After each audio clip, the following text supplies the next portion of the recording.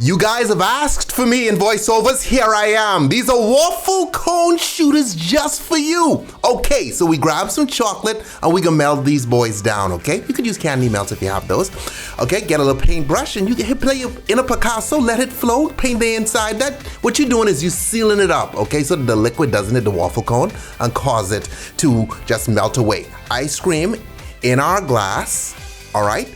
Vodka, come behind that vodka with some Irish cream. Guys, you could add amaretto, rum chata, fireball, any of those flavors, okay?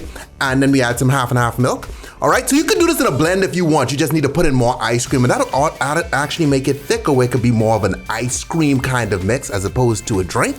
Then we come behind that with some whipped cream. Beautiful. These are gorgeous, okay? Drop some sprinkles from the heavens, and there you have it. We read your comments, okay? I know you've been complaining about the voiceovers. That's why I came here.